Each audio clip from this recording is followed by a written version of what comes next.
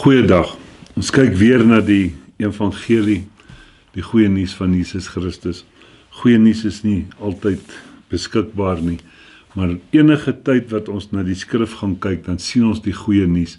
Dan af na die invalshoek wat jy daarna kyk. Paulus begin met hierdie gemeentetjie wat hy begin het in Filippi. Dan skryf hy vir hulle later, hy sê verbly julle, ek herhaal verbly julle. Want dan besef 'n mens die groot werklikheid van blydskap. En dan sien 'n mens, dit kom hier van op Psalm 139 af, maar nou sit Paulus in die gevangenis in Handelinge 16, hy en Silas, stukken geslaan, onverhoor, in die diepste van dis donker, en hy kom hier rondom middernag, dan sê hy vir Silas, kom ons loof en prys hierdie groot God.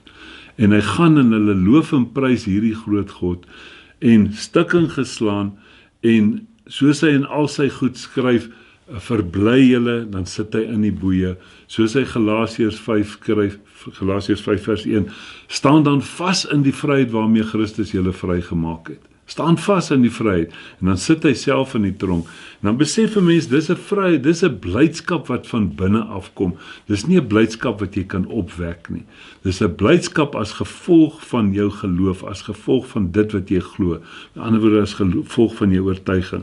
En dan kyk ons daarna, dat ons het, in die vorige geleentheid het ons bietjie daaroor gepraat, oor heiligheid en geloof, voor die kruis, die kruis was die waterskeiding tussen die ou en die nuwe.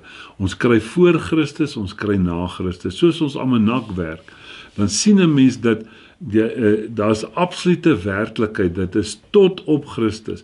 En dan praat hy daarvan, hy sê die Ou Testament was 'n skaduwee gewees tot op Christus.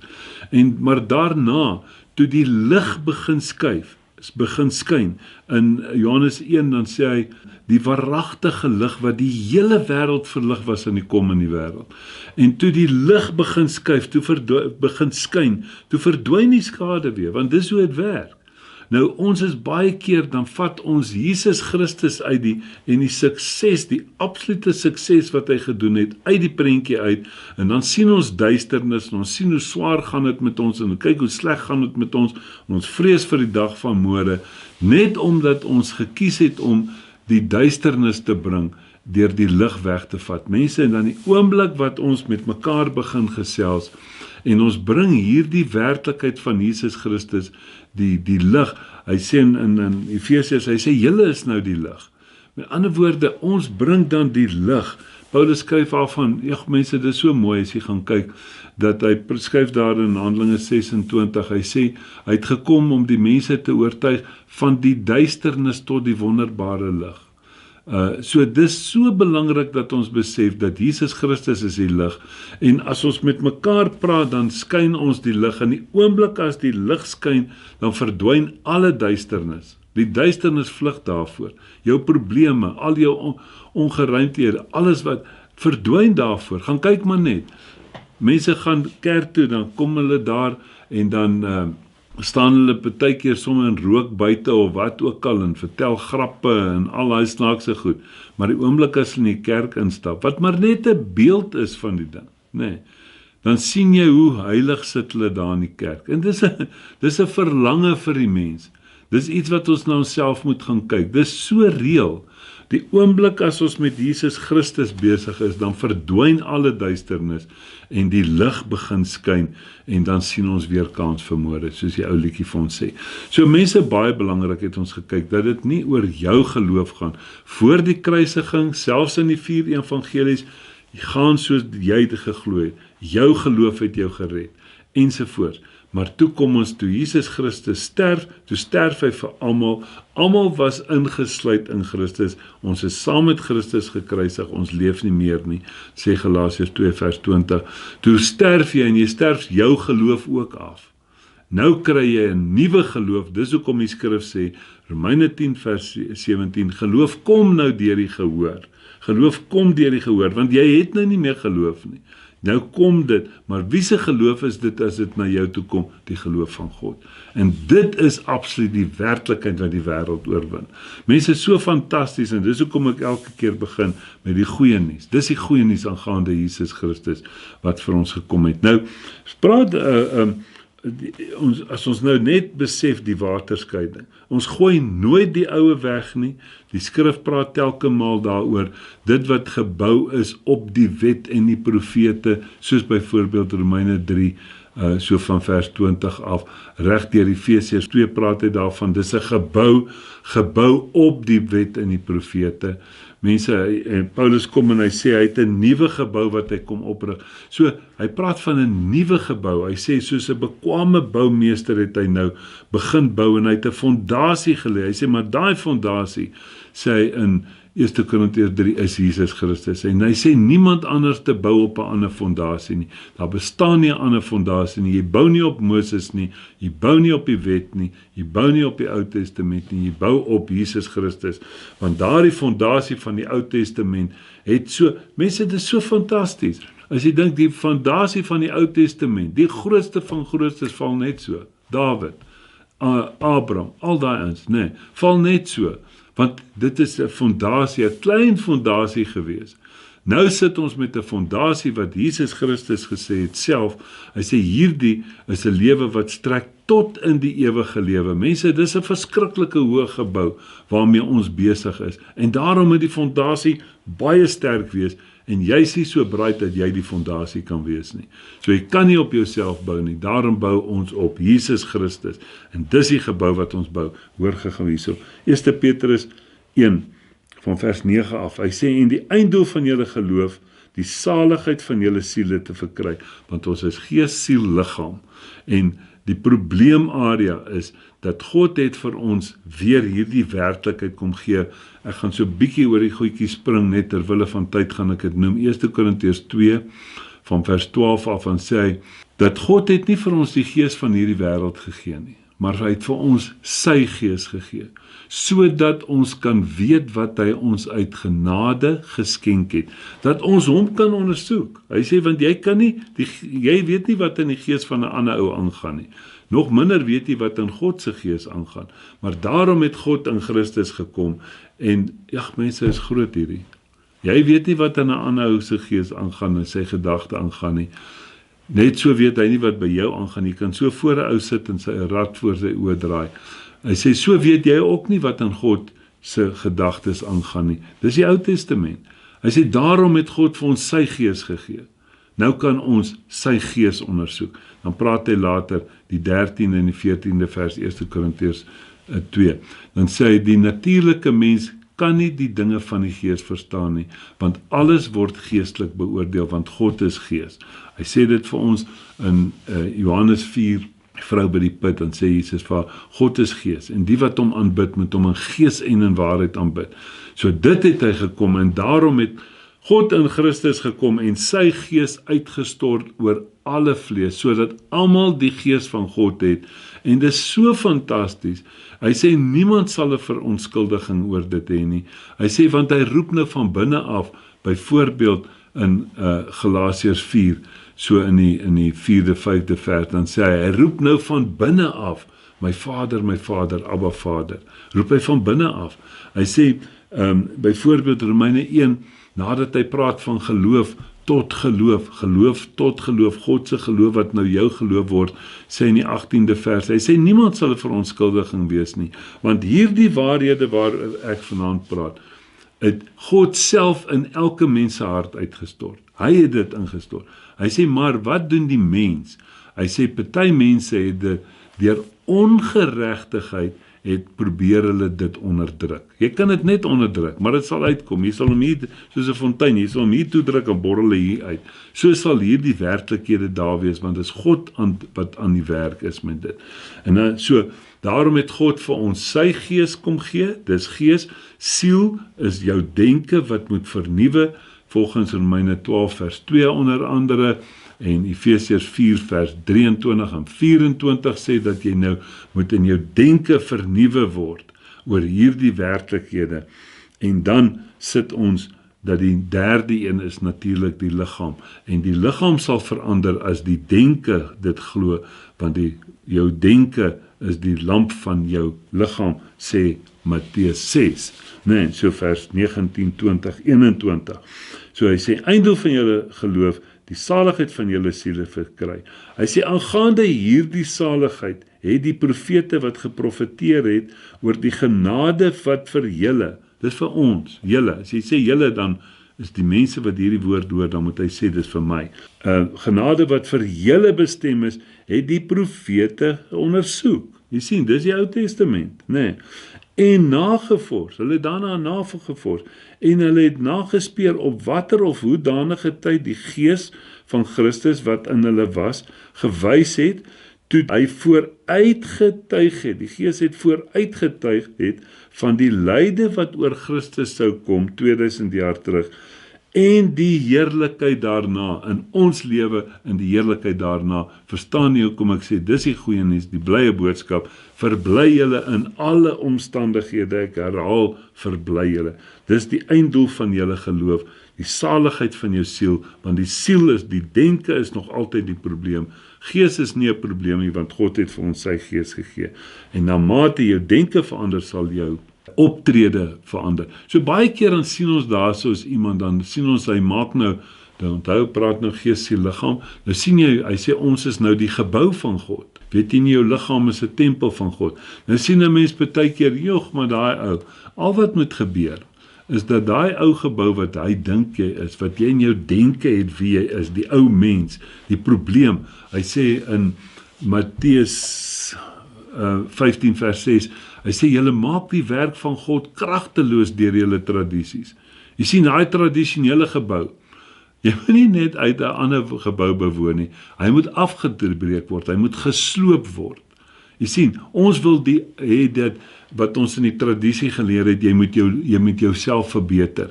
Jy moet jou verbeter, jy moet word soos Christus, jy moet 'n beter mens word, jy moet begin beter dinge doen, jy moet begin beter lyk.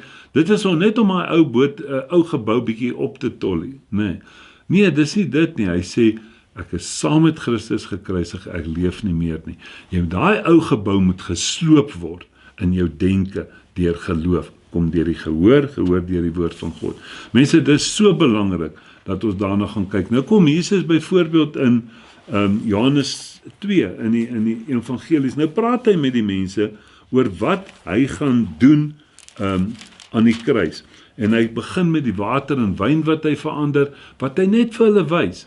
Weet jy wat? Julle sit met hierdie prosesse van die Ou Testament. Wyn, hoe langer die wyn staan, hoe beter is hy. Hy sê, maar ek kom om 'n instant werk te doen, 'n onmiddellike werk, net so. Hy sê, ek gaan 'n onmiddellike werk doen. Praat Jesus met sy disippels, hy het gekom, 3 jaar op aarde geloop om vir ons te kom wys, wat 'n lewe hy vir ons gaan gee. Nee, hy is nie 'n voorbeeld vir ons, dat ons moet probeer word soos hy nie. Nee, hy was 'n voorbeeld van ons. Hy was die eerstgeborene van baie broeders. Mense, ons moet ons goedjies bietjie in lyn kry met die ding. Hy was nie 'n voorbeeld vir ons, dat ons hard moet soeg en sweet om soos hy te word nie. Hy was 'n voorbeeld van ons, die eerstgeborene. So kom wys hy hierdie goed. En nou verduidelik hy vir hulle. Hy sê, ek gaan 'n onmiddellike werk doen. En die Heer sê, hoekom sit julle die goeie wyn laaste op?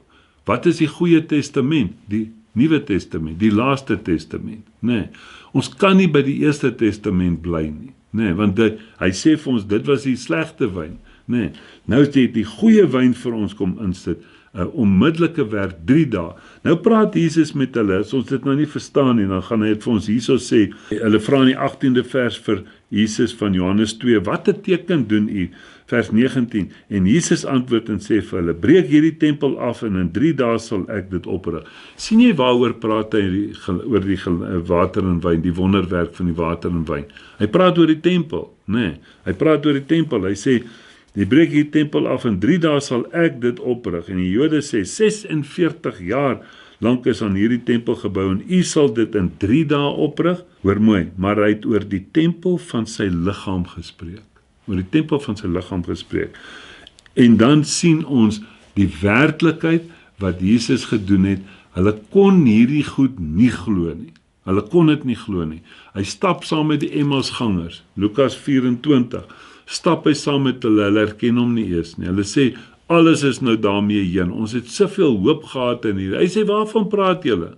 Nee, hulle sê, is jy 'n vreemdeling? Sê hulle vir Jesus. Jy sien, want die opgestane Jesus, en hy verduidelik hulle van die begin af, al die skrifte in die Ou Testament wat op hom betrekking het, kan nie nou so toe gaan in Lukas 24, gaan lees dit.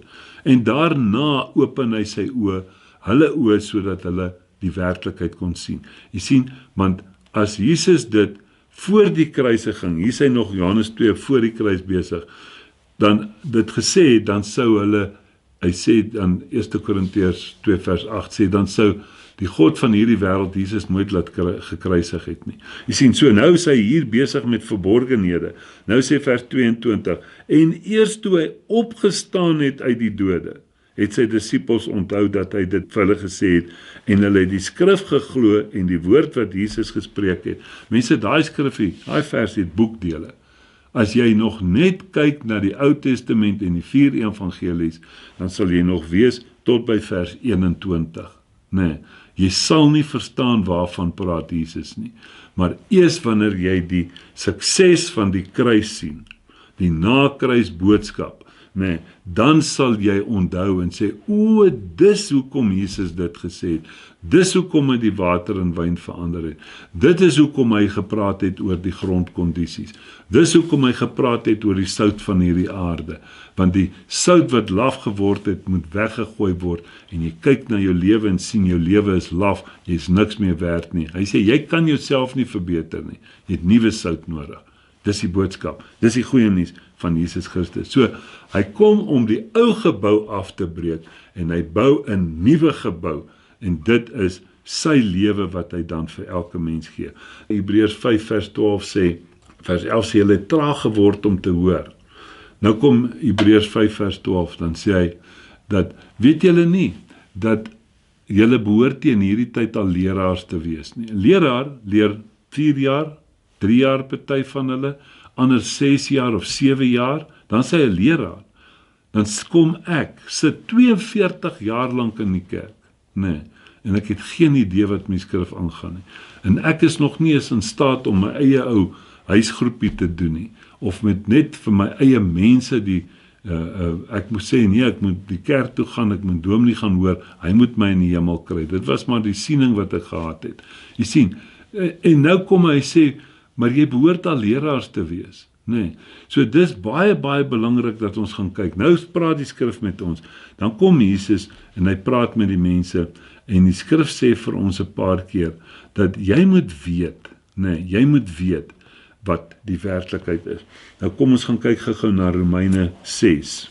Die evangelie in Romeine 6, nadat ons nou die hele werklikheid, ons vier Kersfees en ons Paasnaweek, Goeie Vrydag en die Opstanding Sondag en week voor die tyd Palm Sunday en ons vier Hemelvaart en al daai tipe van goed. Dan kom die skrif en hy sê vir ons, okay, julle het nou al hierdie goed gesien en jy het nou gehoor, Galasiërs 2 vers 20 sê, weet jy nie dat jy saam met Christus gekruisig is nie en jy leef nie meer nie. Hy vra, weet jy nie? Weet jy dit nie? Hoekom weet jy dit nie? Nee, want geloof kom deur die gehoor deur die woord van God. Julle behoort in hierdie tyd al leraars te wees, maar jy sit en jy wil nog steeds sê dat mense moet jou hierdie werklikhede voer. Nou kom hy nou sê Romeine 6 vers 3. Of weet jy nie dat ons almal wat in Jesus Christus gedoop is, in sy dood gedoop is nie? Ons is dus saam met hom begrawe deur die doop in die dood, sodat net soos Christus uit die dode opgewek is deur die heerlikheid van die Vader, ons so ook in 'n nuwe lewe kan wandel, nie die ouer nie, in 'n nuwe lewe kan wandel. Weet jy dit nie? Ek het dan vir jou gewys, ek het dan my seun afgeskilder, sê Galasiërs 3, asof hy gekruisig is. Julle vier dit, wêreldwyd word dit gevier. En weet julle dit nie? Hy sê, want as ons saam met hom saamgegroei het deur die gelykvormigheid aan sy dood, hierdie is die evangelie, dis die kruisboodskap, sal ons dit tog ook wees deur die aan sy opstanding. Hy het ons nie daar vergeet nie, aangesien ons dit weet, dat ons ou mens saamgekruisig is, sodat die liggaam van die sonde tot niet gemaak sou word, en ons nie meer die sonde sou dien nie. Mense, is so belangrik, jy verkoop jou ou karrery nie meer met hom nie. Nou het jy 'n nuwe lewe, jy het dit in die doop getuig, nee, dat jy is onder die water in, jy het gesterf, as die ou mens het gesterf, die ou Gerry het gesterf, staan op in 'n nuwe lewe, die lewe van Jesus Christus, dit wat hy vir ons hier sê. Hy sê nou, hoe kan jy nou nog daardie ou lewe leef, met die ou wat gesterf het? Jy kan dit nie leef nie, Jesus Christus is nou jou lewe. Hy sê vers 7, want hy wat gesterf het, is geregverdig van sonde, nie sal wees nie, nie as jy 'n beter mens word nie. Die oomblik wat jy die lewe van Jesus aanvaar, jou demonstrasie in die doop, ek sterf, en ek is begrawe saam met Christus, en ek staan op as 'n nuwe lewe, dit wat Jesus Christus vir ons gedoen het, dit wat hy afgeskilder het, hy moes nie ly nie, dit was jy, en hy skilder af, so die natuurlike, die Ou Testament kan weet, want Romeine 6 vers 23 sê, die loon van die sonde is die dood, as gevolg van Adam se sonde, nie myne nie. Nêrens sê, dit is Adam se sonde het gemaak dat ek moet sterf, en Jesus kom sterf daai dood namens ons, daar's baie teksies wat ons daar saam met dit sit. Dan gaan hy verder, en hy praat hier in die 16de vers, dan sê hy, weet julle dit nie? Hoe is dit dan nou? Jy lyk verbaas as ek dit vir julle sê. Weet jy nie dat aan wie julle jouself as diensknegte tot beskikking stel om hom gehoorsaam te wees nie? Julle diensknegte is van hom aan wie julle gehoorsaam is nie, of van die sonde tot die dood, né? Soos jy nog 'n sondaar is, dan moet jy weet, né? Of van die gehoorsaamheid tot geregtigheid. Hy sê, weet jy nie dat dit wat jy doen, né? Ek meen, as jy mos nou gaan werk by 'n sekere plek, dan word jy deur daai plek betaal. Nee, jy sê, dit is so maklik. Hy sê, hom aan wie jy gehoorsaam is, of die sonde tot die dood, die oue, of van die gehoorsaamheid tot geregtigheid, die nuwe. Weet julle dit nie?